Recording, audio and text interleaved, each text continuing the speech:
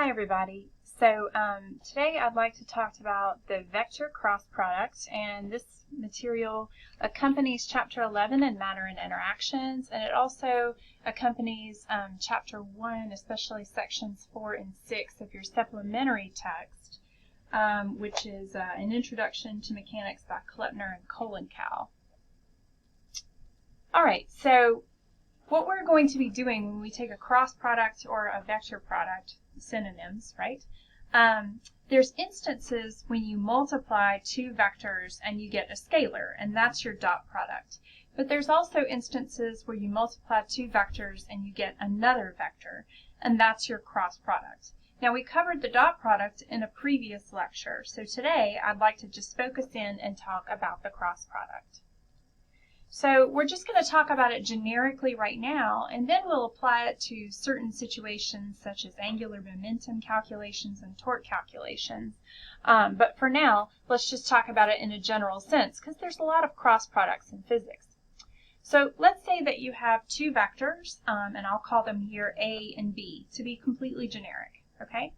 Now, the vector cross product can be written as C, the resultant vector, is equal to A cross B. And so you use the X multiplication symbol for the vector cross product as such. And you read it A cross B. Now, let's assume that your vectors A and B have an angle theta in between them. Now, just to be clear, you could also talk about the angle in between A and B as 360 degrees minus the angle theta indicated in the figure here. There's really two angles that you could use to describe A and B. But for clarity, what we always do is use the angle theta that is less than 180 degrees to describe the angle between those two. So if you've got to pick one, pick the smaller angle, okay? So the magnitude of the resultant vector C is the magnitude of A times the magnitude of B times the sine of the angle in between A and B, okay? Now here, if you notice, I've gone ahead and drawn two vectors A and B in red and blue, and then I've shown what the direction of C is here. We'll talk more about the right-hand rule in just a second, but just so you know, sometimes on a page, a slide like this one or in homework, you might need to indicate vectors that are pointing into the page or screen and then out of the page or screen. And so the notation that we will use for that is if you're talking about into the page, then you have an X with a circle around it, and that indicates a vector into the page. And if you have out of the page, then you have a dot with a circle around it, and that indicates out of the page. And the idea for that is that you're looking at an arrow that's either coming right at you, which is the dot with the circle around it, out of the page at you, or you're looking at the back side of an arrow, and the X is the feathers that you see on the back side of the arrow, okay, or the fletching, or whatever they call it. So that's the X with the circle around it for into the page, because the arrow is going away from you. Okay, so that's the notation that we use to indicate vectors that are going into and out of the page. And then, of course, if you have vectors that are in the plane of your page, then you just, draw them straight up as the arrows like I've done here, okay? Now, the quantity or the magnitude of that vector product, AB sine of theta, is equal to the area of the parallelogram that's formed by A and B, okay? Now, if you think about it, any two vectors form a plane, okay? So any two vectors form a plane. And the direction of C is such that it's always perpendicular to the plane formed by A and B. And that means that C is perpendicular to A and C is perpendicular to B.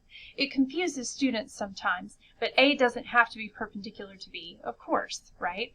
And so all three of them aren't perpendicular to each other. A doesn't have to be perpendicular to B, but C does have to be perpendicular to both A and B. Now, I promised to talk about the right-hand rule, so here's my discussion of the right-hand rule. Of course, the plane formed by A and B and perpendicular to that plane could have two perpendicular vectors from it. C could be either pointing up out of the plane or pointing down away from the plane. So perpendicular to the plane isn't good enough, okay? So the true direction of the vector C is given by the right-hand rule. Now, there's a couple of ways that I like to teach the right-hand rule, okay? One I call stop in the name of love, okay? So you hold up your right hand like you're singing that song, stop in the name name of love, because I know y'all do that all the time. Okay, so you hold your hand like that. Okay, now you point your fingers of your right hand, these fingers right here, you hold them all together, you point your fingers in the direction of A, and then you rotate your palm so that your palm sweeps towards B, okay? Palm sweeps towards B. So if A and B are shown here in this plane, I start pointing my fingers along A, I sweep my fingers towards B, and then C would be the thumb direction, the direction that the thumb naturally falls when that happens, okay? So for example, let's go back to this guy right here. It's a little easier to see. If I point my fingers along the red vector and then sweep my palm towards the blue vector B, then C is then into the screen. It's the direction my thumb points, okay? Now there's another way to do the right hand rule, and that's the gun. So you take your right hand and you pretend you're a kid and you're pointing a gun at somebody like this, okay? So when you do that, your index finger is your first vector, okay? Your middle finger is the second vector, and then your thumb is the resultant vector, okay? So first vector, second vector, resultant vector. Now you take your fingers and you point, you don't want to, I mean, this one's a little hard, but you don't want to contort your hand or do this. You want to just hold it like you would normally, you know, boom, right? And so this is your first vector, this is your second vector, and C again points into the screen like so, okay? So that's how you do the second one, which I call the gun, okay? All right, so that's the right hand rule. Now you can see from that, of course, it's not commutative. Now remember that commutative means that the order is unimportant. So for example, if you're multiplying two numbers, let's just say that you're multiplying the numbers 3 and 4, then 3 times 4 equals 4 times 3. They both equal 12. So it doesn't matter in what order you do that operation. However, division is not commutative, okay? 3 divided by 4 is 0.75, and 4 divided by 3 is 1.33. So division is not a commutative operation, okay? Now, much like division, vector cross products are also not a commutative operation. If I do A cross B, like for example here on my previous slide, A cross B, okay, then C would be into the screen. However, if I did B cross A, the direction flips 180 degrees, and now C points out of the screen at you. And so that means that vector cross products do not obey commutative rules. So it's not a commutative operation. A cross B is equal to minus B cross A. All right? Okay, and then finally, if you're trying to do the cross product of a vector with itself, you get 0. And that's because the magnitude of the two vectors times the magnitude of the angle in between them. Well, the magnitude of the angle in between a vector with itself is always 0, and the sign of 0 is 0. So if you try to do the cross product of a vector with itself, you'll always get 0. Now, cross products do obey the distributive law. So if you're trying to take the cross product of a vector A with the sum of two vectors B and C, then you can move that out and say that, so A cross B plus C is equal to A cross B plus A cross C. Okay, so you can distribute it through the parentheses like that. You can also move your signs around. Okay, so A cross minus B would be equal to minus A cross B. So it doesn't matter where you put that minus sign. If you put it on A or if you put it on B, that's unimportant. Those will give you the same answer. Now, if you're taking a derivative of something in a cross product, so you're taking the derivative with respect to time, for example, of A cross B, then that would be the time derivative of A cross B plus A cross the time derivative of B, okay? So it's important to preserve that multiplicative order when you distribute your derivative in. Now, we have a right-handed coordinate system by convention, okay? What I mean by that is that if you take your x-axis and you do the cross product of your x-axis with your y-axis, you should always get your plus z-axis, okay? So that's a right-handed coordinate system.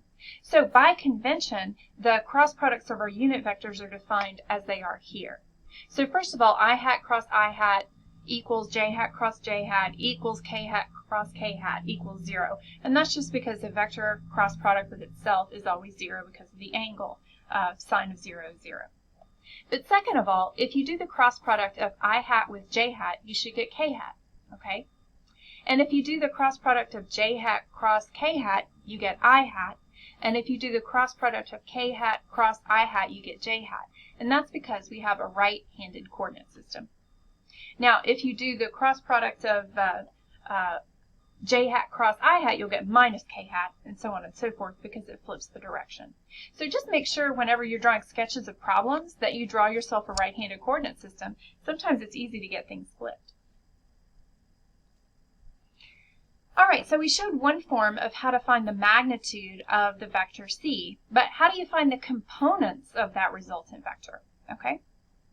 So the way to do that is to use the determinant of this vector this matrix that I'm going to show you here.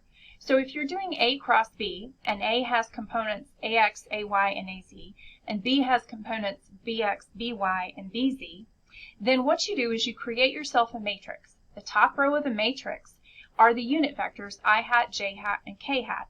The second row of the matrix is the first vector, in this case A, right? And the third row of the matrix is the second vector, in this case B. Now, then you take the determinant of that 3 by 3 matrix. Now, just in case you need a refresher, what you do to take the determinant of the 3 by 3 matrix is you take the component that's in this top left-hand spot in your 3 by 3 matrix, here it's I hat, and then you cross out that row and that column, and that leaves you with a little 2 by 2 matrix, right? And that 2 by 2 matrix is shown here, AY, AZ, BY, BZ, right? And then you take the determinant of that 2 by 2 matrix.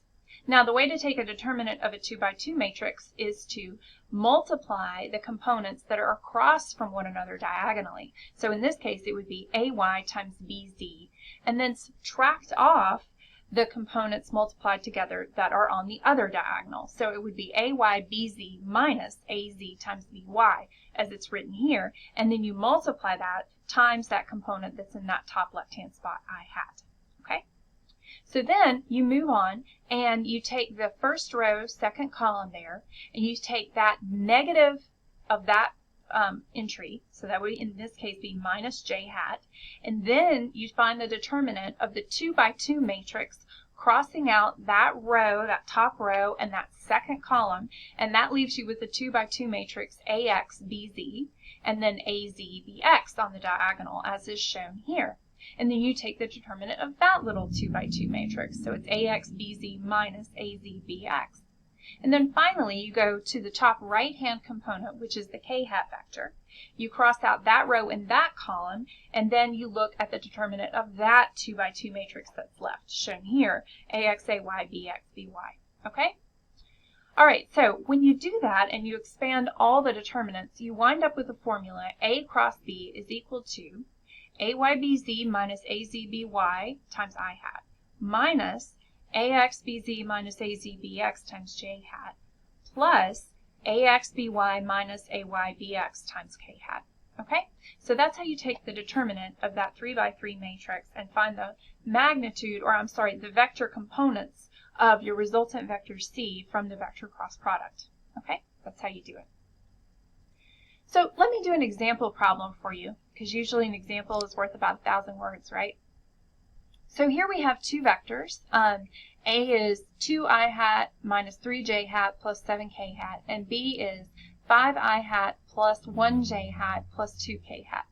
And then we're going to find the vector C, which is A cross B, and then we're going to find the angle in between those two vectors.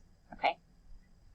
So I'm going to do that 3 by 3 determinant method of finding C, like I just showed you on the previous slide. So here, A cross B, I've got I hat, J hat, and K hat in the top row of my 3 by 3 matrix.